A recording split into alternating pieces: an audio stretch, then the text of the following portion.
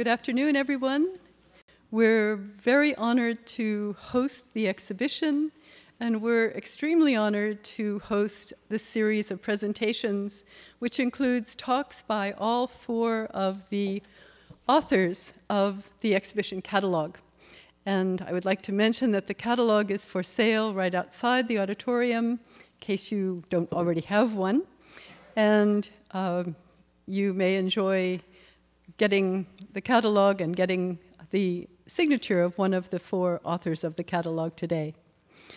My colleague, Paul Jett, head of the Conservation and Scientific Research Department at the Freer and Sackler, and I are co-curators of the exhibition. And we could not have done this exhibition without the help of our speaker today, Dr. Hiram Woodward. In addition to writing the key essay for the catalog, discussing the religious imagery of the pre-Angkorian and Angkorian periods, Woody also patiently put up with many endless questions from us about how to spell a Khmer name, how to do this, how to do that, and really guaranteed that the quality of the catalog would be very high. We're enormously grateful for that, and it's nice to have the opportunity to thank Woody in public for all of the private work that he did through endless emails and telephone calls. Dr. Hiram Woodward grew up in Baltimore and served in the Peace Corps in Thailand. After teaching art history at the University of Michigan and the University of Vermont, he became curator of Asian art at the Walters Art Museum in Baltimore in 1986.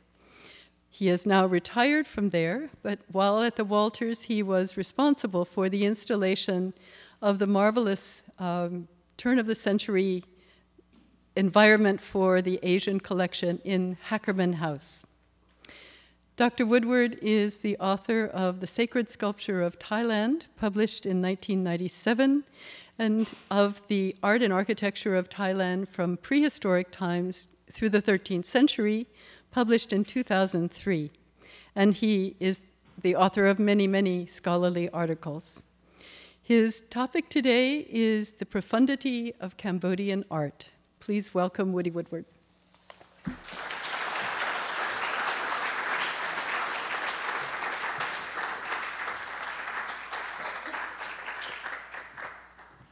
Thank you very much, Louise. It has been a great privilege to be able to work on this exhibition and to help out a little, as if these great treasures of Cambodian art were somehow reflecting their splendor upon all of us who've been involved. Can I be heard at the right pitch, more or less? By giving my lecture title, The Profundity of Cambodian Art, provocatively, perhaps absurdly, I am inviting you to think about the nature of profundity. For me, it is largely a musical experience, that is, one involving duration and a sequence involving introduction, complication, and resolution. The bronze images of gods in the exhibition, Gods of Angkor, are substitutes for the stone images that were originally objects of worship in the sanctuaries of ancient Cambodia. They stand for the ultimate, corresponding, it could be said, to the moment of resolution. On the screen at the left, at the temple complex of Preah Vihear on Cambodia's northern border, the ultimate destination was a stone linga, emblem of the Hindu god Shiva, housed in a stone sanctuary now collapsed within a courtyard. Arriving there involved climbing a natural hill, upstairs along a demarcated sacred path, the journey punctuated by a sequence of stone pavilions. This great complex, which dates from the first half of the 11th century, presents a journey in which anticipation and moments of pause or rest are just as memorable as the experience of the final goal. 100 years later, in the first half of the 12th century, the temple of Angkor Wat was constructed at the capital city of Angkor. It was built on a flat part of the city, and the image within the central sanctuary was not a Shiva linga, but a stone image of the Hindu god Vishnu. There, duration, anticipation, and resolution are just as important as at Previhir. In the slide on the right, you can see the outer enclosing moat. The central sanctuary at the summit of a stone pyramid is visible only as a tiny point in the distance beside the outer entryway. Crossing the moat is like crossing an ocean.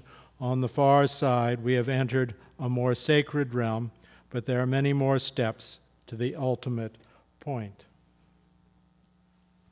I wish to argue in this lecture that all the experiences that in the large temple complexes stretch from the first step within the outermost temple limits to entry into the central sanctuary are in a simple temple concentrated into one single element, namely the stone lintel that we pass under as we enter the sanctuary. Here now on the screen is Prasat Neang Kel, the Temple of the Black Lady, south of Phnom Penh. You see the central shrine of what was originally a group of 3 shrines lined up in a row. The temple got its name from the presence of a black stone female image now in the National Museum in Phnom Penh. We don't know the original formal name of the temple, but there is an inscription on the door jamb of the central shrine. It has just 10 lines, and it is thought that a longer inscription was intended but was never engraved. It mentions the reigning monarch Jayavarman IV and a date equivalent to 928 AD. The inscription is in Sanskrit, the language of the sacred Indian texts, and the different spacing of the words indicates the use of different poetic meters. The first line says, "Homage to Sri Lokanath," that is, the blessed Lord of the world, who thanks to his limitless powers of expansion, has in just 3 steps leaped over the earth, the atmosphere, and the circle of the egg of the god Brahma. We know, therefore, that the temple was dedicated to Vishnu, who in one of his incarnations traversed the entire breadth of the universe in 3 steps. These Sanskrit inscriptions provide our primary source of knowledge about ancient Cambodia. Khmer language inscriptions, for the most part, were appended to the Sanskrit inscriptions and listed donations to the temple, sometimes including the names of indentured farmers who grew rice in the neighboring fields. No vernacular texts other than these inscriptions survive from the Angkorian period, meaning that there is a lot we can't really talk about. There are no architectural treatises, and we don't know what lintels were called. Nevertheless, there is sufficient evidence of Sanskrit loanwords in the Khmer language, that we can be confident that religious matters were fully discussed in the vernacular language. Here now is the Neang Kel lintel. It has one feature, the frieze of divine adorance at the top, that appears on a certain number of lintels, either integrally or separately, from the middle quarter of the 10th century until the early 11th century. Otherwise, the features, in one permutation or another, pretty well characterize most lintels dating from the 7th century through the 13th. It has a bold horizontal element, here we can call it a branch, that extends across most of the lintel and which echoes the structural function of the block of stone itself. It bends down at the sides, terminating in a spiral that seems simultaneously part of the body of a makara, which is a mythical crocodile. The jaw of the makaras, left and right, is open, and from it emerges the body of another aquatic creature, the naga, or mythical snake, based upon the cobra. Its body becomes trifold, and you can see 3 heads peering directly out at us. At the center of the horizontal branch is a monster mask, with 2 hands that help support the underside of the branch. Indic words for the monster masks are kala, which can also mean time or darkness, and Kirti Mukha, face of glory. A disembodied head is also the monster that causes eclipses of the sun and the moon by gradually swallowing them. Directly beneath the monster mask is a seated female deity whom we can identify as Shri, the spouse of Vishnu. Above the mask is another seated figure, apparently a divine adherent. On each side of him there are additional divine adherents who hold their hands above their heads in a gesture of paying homage. These figures are a clue to the scale of human beings in relationship to the lintel. If we enter the realm of scrolling foliage beneath the branch, we would be no bigger than they. It would be as if we were trying to find footage in a turbulent sea, or having fallen off a surfboard tossed in waves and anxious for breath. Rising above the branch, we can gain footage as the sun seems to shine. But that the foliage beneath the branch is not merely an arrangement of leaves, but an expression of powerful, stormy forces, is suggested by the presence of the aquatic makara and the naga at the sides. The elements in the Khmer lintel can be traced back to India, but not the lintel itself as a fixed architectural element. On the top, one of the earliest Khmer lintels dating from around 600. At the bottom, a detail from a temple at a site in India, Badami. Let us work our way inward in each configuration. At the far ends, you see elaborate scroll work.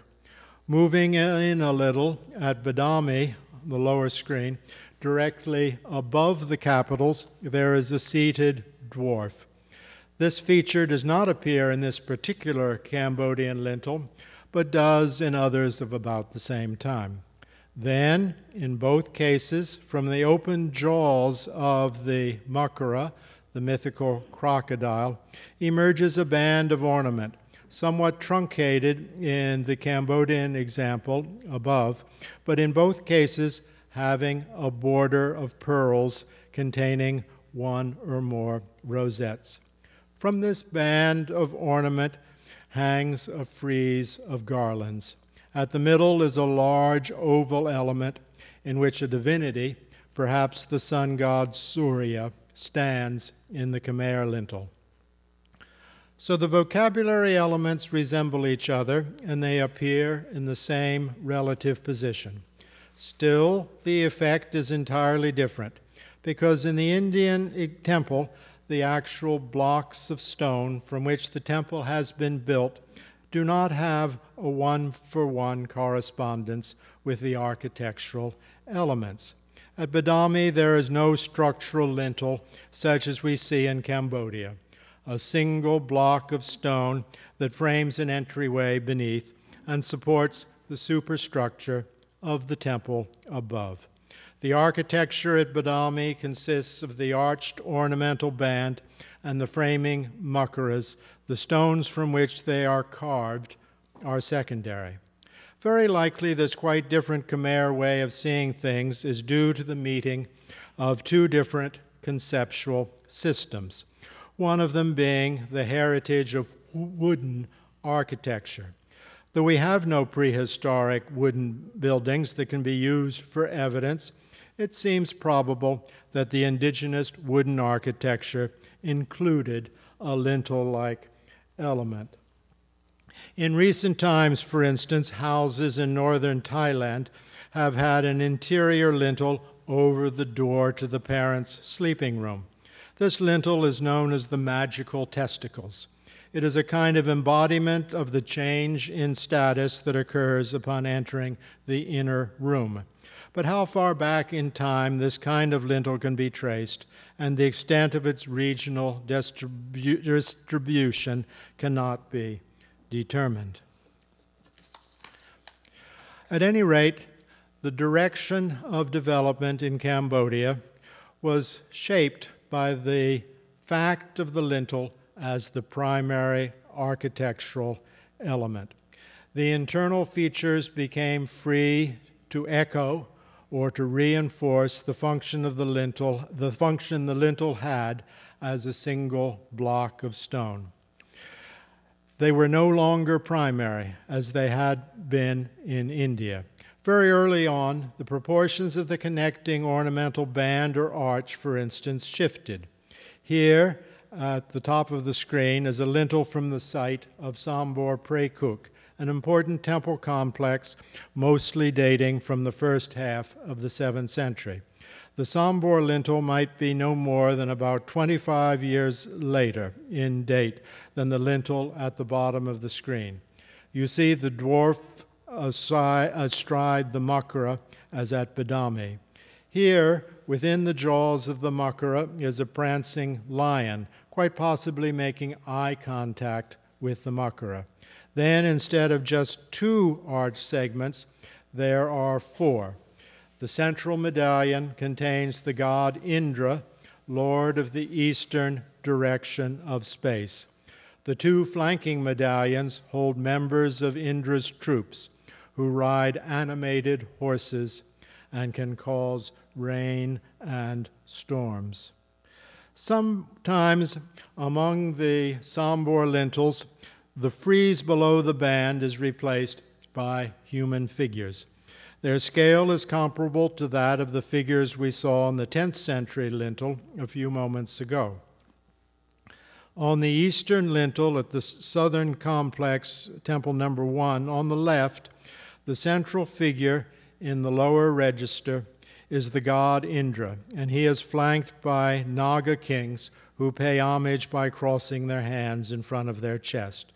On a similar lintel from the same complex, now in the National Museum in Phnom Penh, a detail is on the right-hand screen. The god Shiva dances at the right, and on the left is one of the several accompanying musicians. This is the lintel over the northern false door at the same temple. Here there are garlands below the bar, but the central figure on the bar is a monster mask in an early manifestation, holding a weapon in his hand. I should say a few more words about the lintel as a mediator between the visitor and the sacred. Becoming a more holy person is essentially a matter of being reborn or born again. It is like entering and re-emerging from a womb. The sanctuary of an Indian temple is called a womb, and a monster mask that swallows and regurgitates is a doorway to a womb. We don't have to think of these connotations as primary, but they are present nevertheless. Furthermore, the mediation is not only a matter of our being reborn as we enter the sanctuary, the lintel also expresses the transformation of the spirit of the central icon as it passes outward through the entryway and manifests itself in a more earthbound mode. Such concepts can be spoken of in historical and geographical terms, but they are also likely to be universal because they are rooted in the nature of the human body and in natural human processes. Here, for instance, we see the entrance to a cult room of a New Guinea society, the Ma Prik. Emerging from the cult room is like being reborn, a connection made quite explicit here by the depiction of an actual birth between the legs of the entryway. Among the early works of Cambodian sculpture, Buddha images are perhaps the most difficult to date. This exquisite figure of the Buddha in the exhibition is one of the works that is closest to Indian models. I juxtapose it here to the detail of one of the Sambor lintels showing a musician and the god Shiva dancing. The lintel dates from about the 620s, and I suspect the Buddha may be older. The figures on the lintel are much more dynamic than the Buddha, and Hinduism in general makes more of a place for energetic activity than does Buddhism.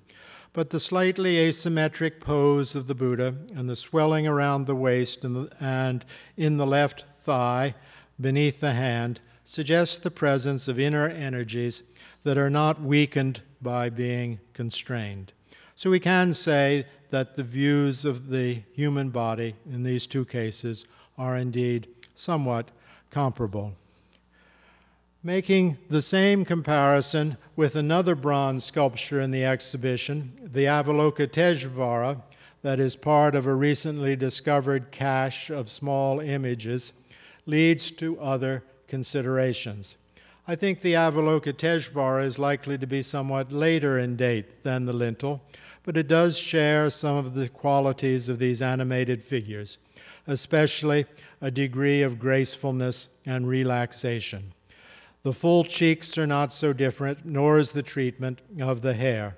Indeed, when the Buddhist Bodhisattva of compassion, Avila Koteshwara, is depicted with the matted hair locks of an ascetic, and with an ascetic's loincloth, he is following the model of the Hindu god Shiva.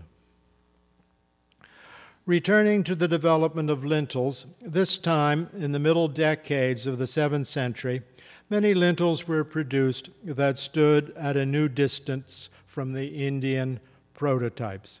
The ornamented band or bar persists, but it is no longer broken into arched segments. The hanging garlands look familiar, but replacing both the medallions that punctuated the bar and the framing makaras are new foliate triangular emblems.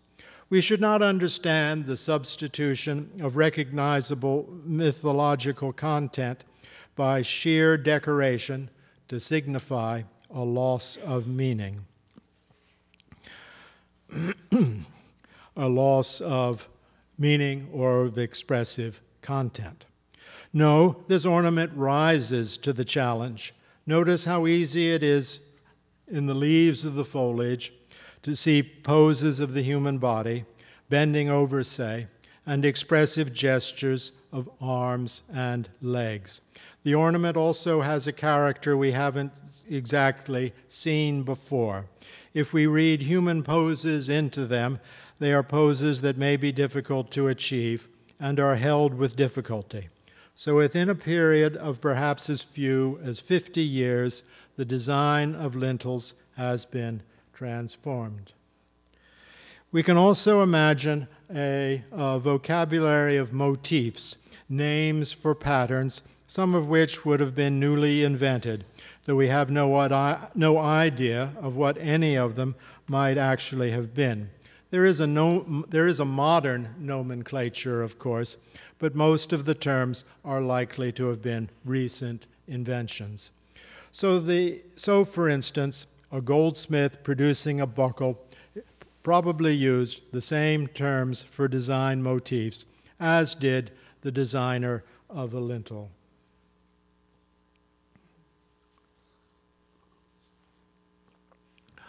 One of the last Indian remnants, the flat band with pearled border framing rosettes, was also dispensed with. It was initially, or so it appears, replaced by a bar in which the framed rosettes were turned into three-dimensional bulbous flower heads. Once again, the building structure depends on the strength of the block of stone that is the stone lintel.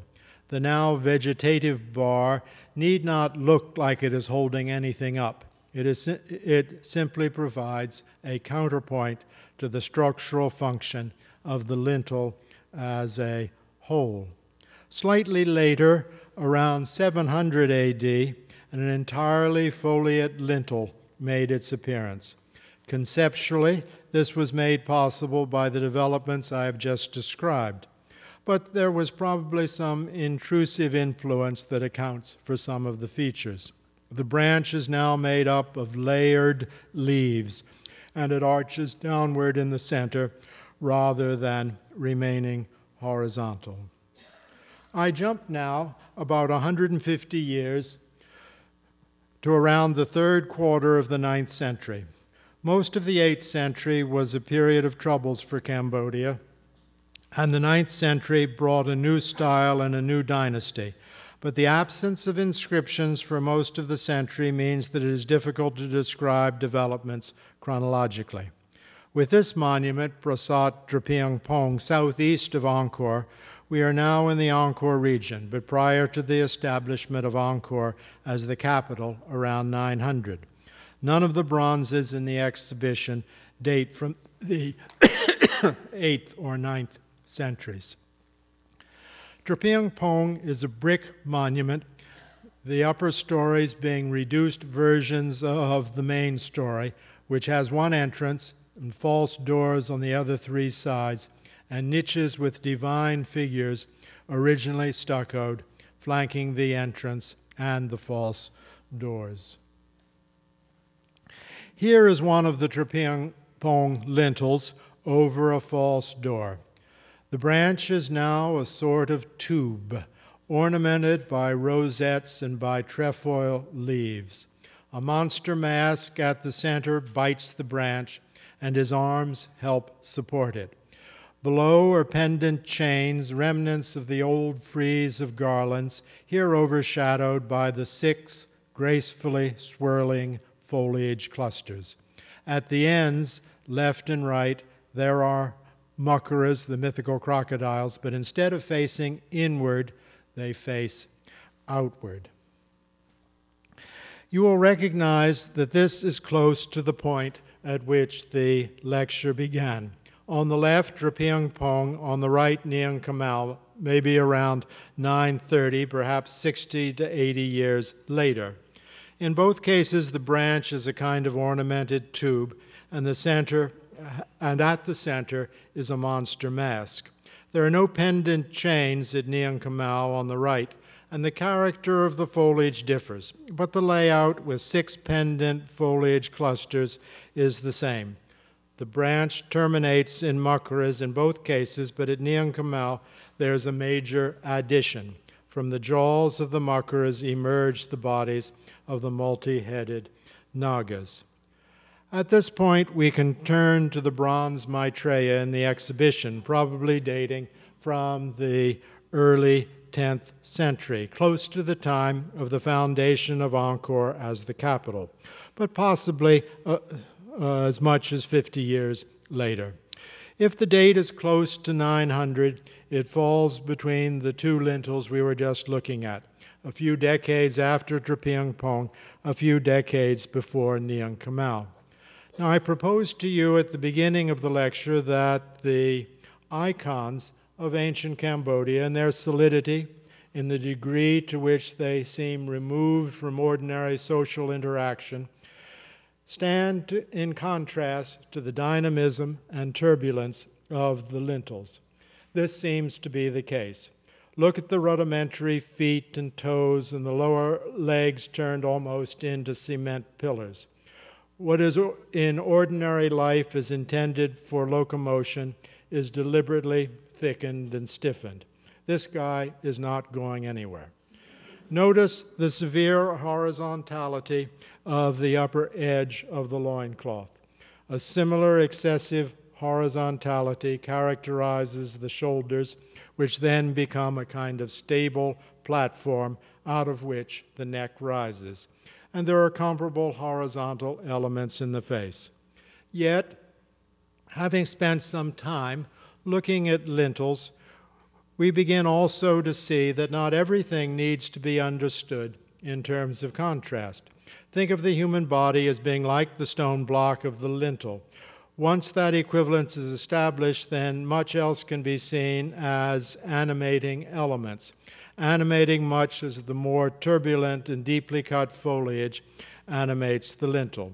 So here there are the rhythms of the central cloth panel, perhaps in real life a pre-pleated and starched scarf, the counterpart to the pleated Cambodian shawls produced now by Carol Cassidy and sold in museum gift shops. Then notice the wildly curving ends of the sash spread out upon the thighs. Look at the elements of steady, if slightly syncopated rhythm in the spacing of the arms and the position of the fingers, or in the stylized tresses of the coiffure. There are other animated elements in the face, such as the mustache. There's just a single feature that makes the identification of this figure possible. He holds no attributes, and I doubt that removable objects of gold perhaps, were ever placed in his hands, although that is not impossible. This diagnostic feature is the small conical stupa, which is placed upon the crown of his head. Solid monumental brick or stone stupas were erected in India to contain relics of the Buddha. The Bodhisattva Maitreya, the Bodhisattva who will eventually appear on earth as the next Buddha, symbolically carries a relic of the past Buddha on his head in order to honor it and as an indication of his own privileged position. Around 900, worship of the Hindu gods totally dominated the Cambodian religious landscape. The situation changed in the middle decades of the 10th century, as indicated by the surviving evidence of both inscriptions and statuary. In the neighboring kingdom of Champa, modern Vietnam, a great state Buddhist temple was built in the second half of the 9th century, however, and it seems that a few Buddhists at Angkor and at other sites in Cambodia in the early 10th century followed the same sort of Buddhism. How did an image of this sort function? There is evidence from inscriptions that the Khmers produced festival images, just as in southern India. Some surviving bronzes must be festival images, once ordinarily kept in a storehouse in a temple compound, then brought to life with the ceremonial infusion of the spirit of the principal stone image in the temple for a ritual occasion on which the bronze image was paraded around town. Some bronze images were probably secondary donations, placed inside a temple sanctuary beside the primary image at a later date. Images of the Buddha could be produced in quantity because they brought merit to the donor and could be placed in a stupa to have a beneficial effect when discovered thousands of years later, it was thought, when Buddhism would be at a low ebb. But there is little evidence of such practices in Cambodia, contrary to the situation in neighboring Thailand. Then there is the matter of household shrines, about which almost no evidence exists. One group of bronzes that is likely to have formed a group for household worship dates from a much later period, in the second half of the 12th century. It includes 2 stands for ritual conch shells, a small image of the Bodhisattva Avila Koteshwara, a ritual bell, an image of the Buddhist perfection of wisdom, the goddess Prachanya Paramita, 2 ritual vajras, and a ritual conch shell. These could have been the ritual paraphernalia of a high-ranking Buddhist tantric priest. If we extrapolate backwards, we could surmise that the high-ranking Brahmins of Cambodia carried out daily rituals and kept the necessary objects at home. Although Cambodia never adopted India's caste system, it did have Brahmin priests. Let's look at another lintel at Prasat Kravan at Angkor, dating from the 920s, close in date to Neang Kel. Here, the central figure is the bird Garuda, who carries on his shoulders the Hindu god Vishnu, and who is the enemy of the Nagas. Below, emerging from foliage, are rain-bringing riders on horseback, the same members of Indra's troops we saw briefly at Sambor Praekuk 300 years previously. At the ends of this lintel, there are no makaras, only foliage. If you look at the ends of the bar, however, you can see small nagas emerging, and you can see them clearly on the left-hand side. There's damage on the parallel right-hand side. The implication is that the body of the Naga continues inside the sleeve of the central branch. The cosmic forces are here in balance, therefore, the aerial Garuda in tandem with the watery Naga. Here we're looking up at the bottom edge of another lintel at Prasat Kravan. Between the vegetal clusters are pendant lotus pods. Notice the use of the third dimension. There is a plane, a flat one, in which the lotus pods are embedded. The lower edge of the curvilinear foliage rests upon the same surface, but at the top edge there is deep undercutting. This is a technical tour de force that has the effect of suggesting that the lintel is alive, a three-dimensional breathing entity.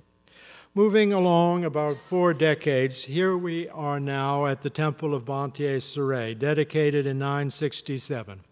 This is an exceptional temple, and the lintels cannot be easily matched elsewhere. What we see in this particular example is the creation of an overall field of current through the repetition of certain elements. If you start with the flattened trilobed petals that adorn the branch, you can see that they seem to be framed within circles because of the pattern of spiraling growth. Because encircled petals of about the same scale appear on the foliage above and below, among the many layers of construction, it is these petals that tend to create the impression of an overall pattern, blurring the clear distinctions among the parts we had seen on earlier lintels. The center of this lintel, 2 monkey brothers in the Indian epic, the Ramayana, Valan and Sugriva, are locked in combat, one soon to be shot with an arrow from Rama's bow. It is an act of royal expediency that confirms the alliance, that confirms Prince Rama's alliance with Sugriva and leads to victory, but a tragedy for Valan, who unjustly is mortally wounded. This bronze in the exhibition has a brief inscription on the base that indicates that it was cast in 970, 3 years after the dedication of Ta Sur. Since it was found in western Cambodia, we cannot say if the sculptor had any knowledge of what the master stone carvers of the royal workshop were up to at Ta Sur outside of Angkor, or if he did, what his reaction was. Whereas in the bronze Maitreya, we could see features that suggested the presence of animating qualities akin to those in the lintels. Here, that does not seem to be the case. Contrast with lintels is the dominant theme. In the Ta Sur lintel, we could move inward from the outermost surface through intricate undulant forms into a mysterious depth.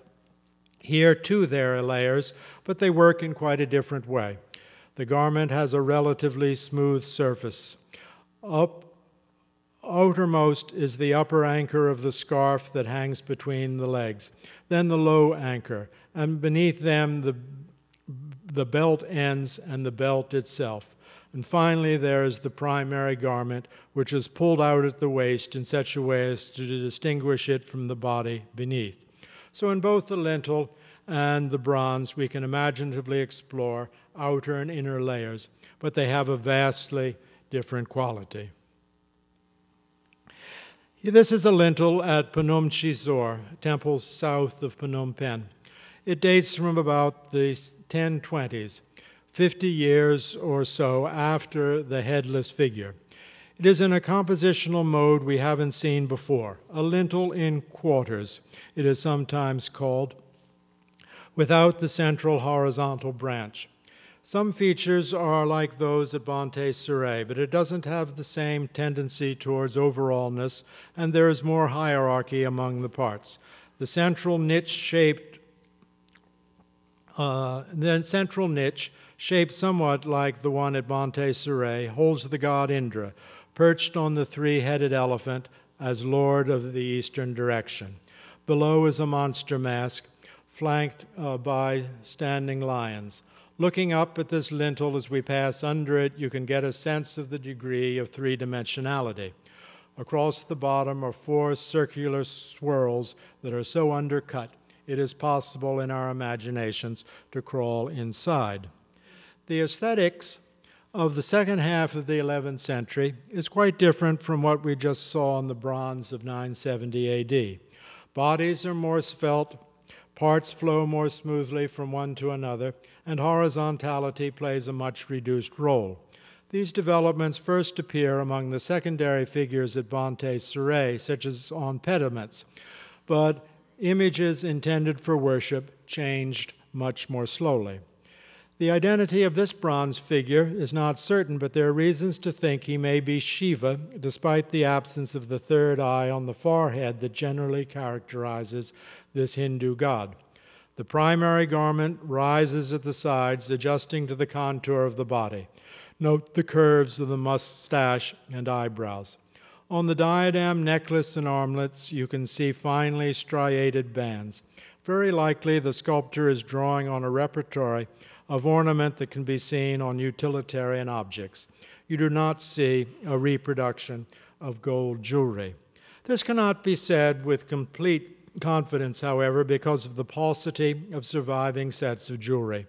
Here on the right, you see some of one such set placed upon an 11th century stone image that is not far in date from the bronze on the left. The jewelry, however, is probably older, late 10th century. What I am suggesting is that on the diadem of the bronze, what looks like a double row of tiny pearls is just the sculptor's way of suggesting what in a real crown would be a pattern of lozenges. It presents a certain consistent texture that makes a pleasing contrast with the smooth flesh.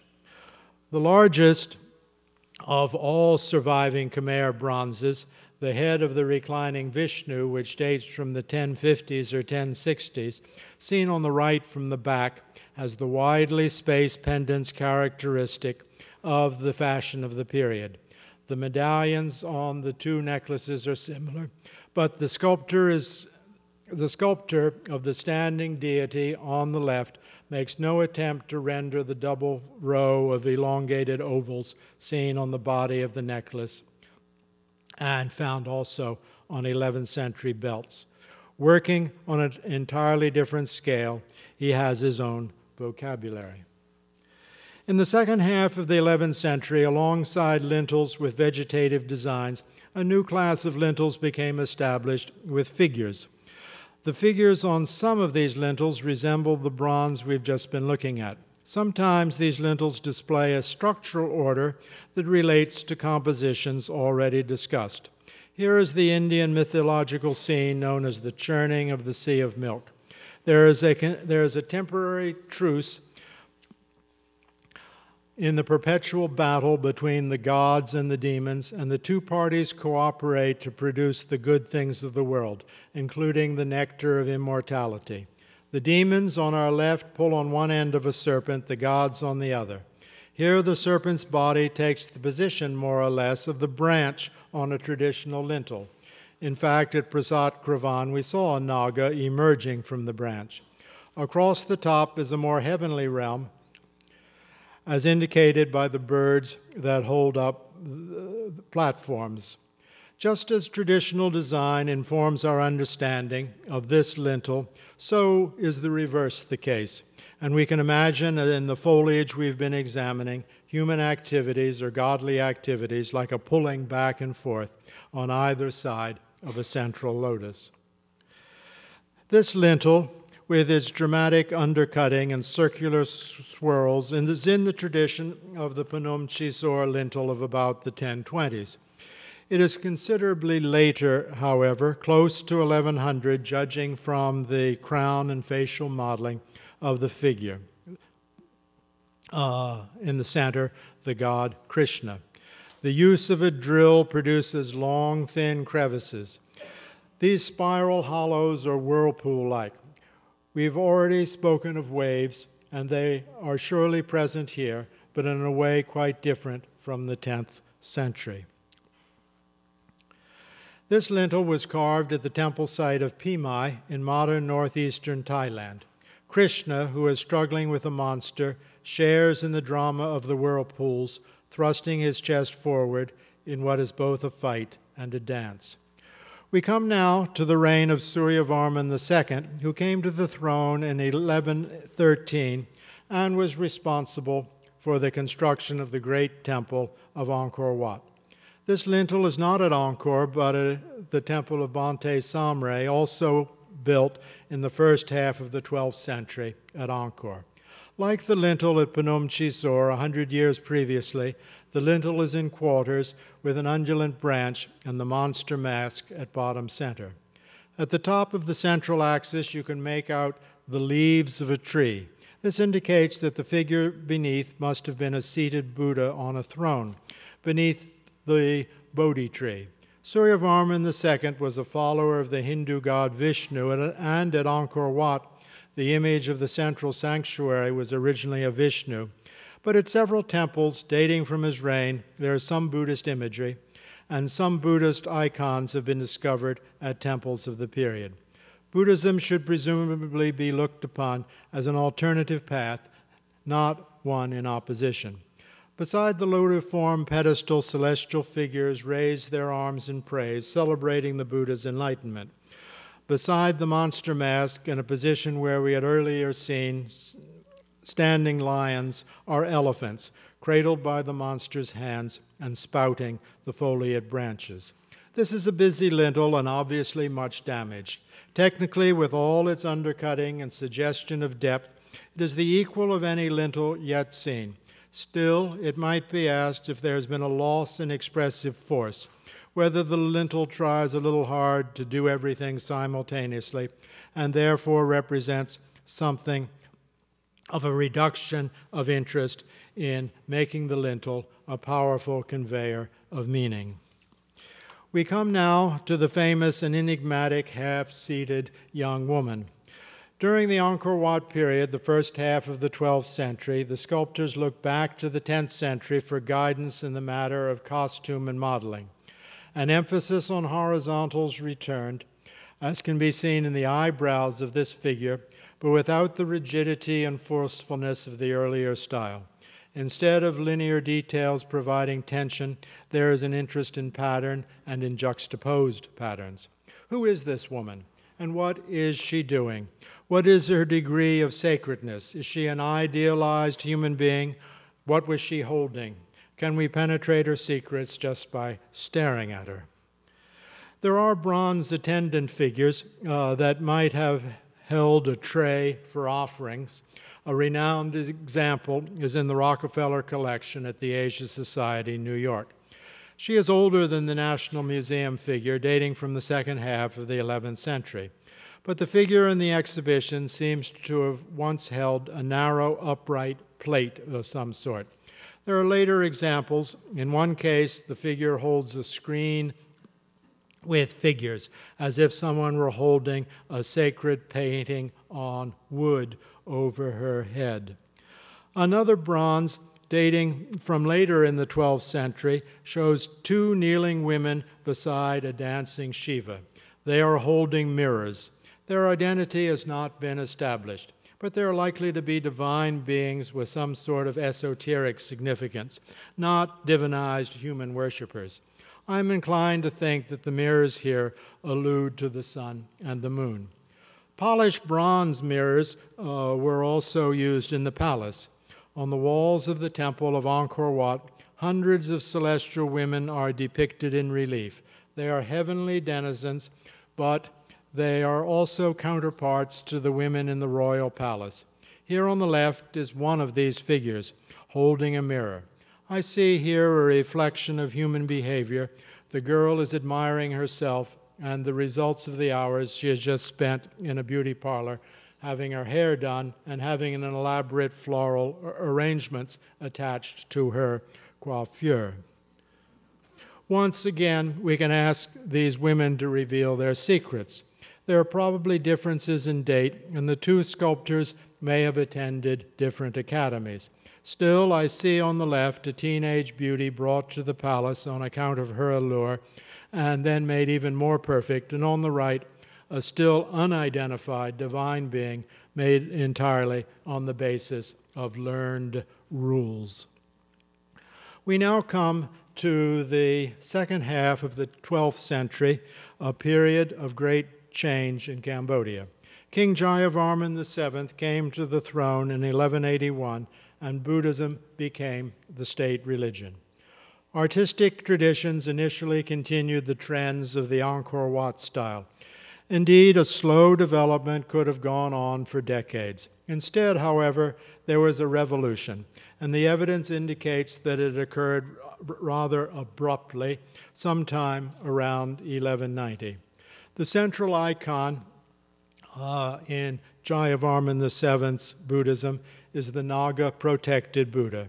Although this was originally an event from the life of the historical Buddha Shakyamuni during one of the weeks following his enlightenment, for the Khmer it was a depiction fraught with significance, not all of it easily today understood. It should be considered not as Shakyamuni, but as a supreme cosmic Buddha. What you see on the left is a representation that might date from the third quarter of the 12th century, or from the early years of Jayavarman's reign. The depiction on the right dates from some time after circa 1190. The image on the left is still very much a continuation of the Angkorian tradition, with features such as the mouth, eyes, and eyebrows outlined with a sense of linear tension. You can see a similar quality in the rhythms of the pendants on the Naga necklaces above. The Buddha is crowned in accordance with the Tantric Buddhist belief that the Buddha's true enlightenment occurred when he arose in the air from the site of the Bodhi tree and was crowned by cosmic Buddhas of the directions of space. The Buddha on the right is characterized by two significant iconographical shifts. The Buddha is not crowned, and secondly, his eyelids are lowered. Furthermore, the traditional canons of Khmer art involved with the play of linear elements seem to have been lost altogether. There is no tension in the hood of the Naga or in the necklace, and the facial features are softened and modeled plastically with an element of portraiture. How can these changes be accounted for? In the past, much has been ascribed to egomania on the part of the monarch Jayavarman VII. But it is not easy for an artist suddenly to change style without an outside model. But a model from where? And perhaps not just a model, but an immigrant sculptor? The questions haven't been adequately addressed. Some of the Buddhist texts important during the period had long been known in Cambodia. The Karanda Sutra, for instance, a text concerning the Bodhisattva Avila Koteshwara's great compassion, known from the 10th century, or the Hevachara Tantra, an esoteric text with procedures for a ritual initiation, known from the late 11th century. But the evidence concerning still another text, the Vaisajya Guru Sutra, the Medicine Buddha Sutra, which inspired Jayavarman's establishment of hospitals across the kingdom in 1186, is uncertain. This text was one much better known in China and Japan than in India. Some scholars believe that the giant faces on the Bayon, Jayavarman's state temple, were inspired by developments in Nepal. Perhaps it is Nepal to which we should look. The question must remain unresolved. At any rate, let me point out that one of the pieces of evidence concerning the suddenness of the stylistic revolution is here in the Sackler Gallery. It's one of 23 stone images of the Bodhisattva Avila Koteshwara that Jayavarman distributed to the provinces in 1191. It is headless, but there are many examples from the same group of 23 that have survived with their heads intact. It is curious, in trying to resolve the matter of outside influences, how wide the net must be cast. It was just about this time, in various parts of the Buddhist world, that there was a turn to portraiture. On the far left, a portrait of a Tibetan Lama, now in the Metropolitan Museum of Art. On the right, a Japanese representation of a Buddhist patriarch dating from 1189. A connection with Japan is not far-fetched because Japanese contact with a port in southern China just prior to 1189 helps stimulate the realistic style. Here is the entire triad. On the left is the Bodhisattva Avila Koteshwara, wisdom of embodiment of compassion. On the right is the Buddhist goddess, the perfection of wisdom. Perfection of wisdom is also the name for a class of Buddhist texts, and the goddess holds a perfection of wisdom text in her right arm. These two qualities, an active compassion and a quiescent wisdom, meaning the correct understanding of the nature of our minds, together engender enlightenment or Buddhahood. Jayavarman dedicated a temple to the memory of his mother, memorialized as an image of the perfection of wisdom, in 1186. In 1191, he dedicated a temple in memory of his father, Avila Koteshwara being the chief image. This put the monarch himself in the position of the Buddha. Here is a lintel at Prohm, the temple dedicated in 1191. There is no branch at all, just undulant leaves with a bulbous swirl at the bottom and a somewhat smaller one above. In the center, two elephants in profile support a standing four-armed deity. Since Indra, who rides the elephant Airavana, is not depicted standing with four arms, perhaps this is Vishnu or Shiva in the guise of Indra. Of dynamic relationships, one part to another, and of points of entry for the human body, means that ultimately here is little more than a pleasing design, at least in comparison to other lintels we've looked at. Here is another lintel from a provincial site, Ta Prohm of Bati, south of Phnom Penh. This is a rare lintel that could be called a counterpart of the post-1190 sculptural style. At Angkor, Buddha images on lintels, pediments, and arcade crests were chipped away in the course of the anti-Buddhist reaction around the mid-13th century. This did not happen far away from the capital, unless possibly this lintel itself is somewhat later. At bottom center is an old friend, the monster mask, flanked by standing lions. Otherwise, there is no imperative to conform to traditional canons. The scroll work without undercutting is unlike that seen on traditional lintels, and the leaves above are not integrated into the design. Within each leaf is a human figure. On the basis of the long hair, they may be Brahmin priests. It is hard to be sure what they are holding, perhaps flasks holding water for lustration. Flasks also had a connection with activities in the hospitals Jayavarman VII built throughout his kingdom. We still don't understand 13th century Cambodia very well. At some point, there was an anti-Buddhist reaction, or perhaps a movement directed against just the Buddhism associated with Jayavarman VII. Zhou Dequan, the Chinese diplomat, describes the flourishing kingdom in the 1290s. A certain number of objects and structures scholars have dated in the past to the second half of the 12th century might actually be a good deal later.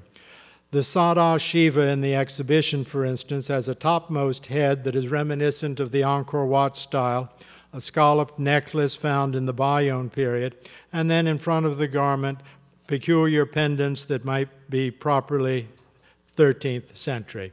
In other words, in the course of the 13th century, there were sculptors who endeavored to banish the revolutionary developments of Jayavarman VII entirely and to revive ideals of the Angkor Wat period. I'd like to attribute this lintel at Phra Pitu Yu at Angkor to the late 13th century. We've seen a churning before, but not one combining churning with foliage. The god Vishnu takes center position. The lintel is a genuine attempt to revive Angkor Wat-style lintels. The decor is fussy and the figures have an impish charm. If after around 1300 Cambodian political and religious beliefs had called for the construction of great stone temples, there were still stone carvers around who could have been recruited. The adoption of Theravada Buddhism and internal political difficulties meant, however, that Cambodia would move in a different direction. Thank you.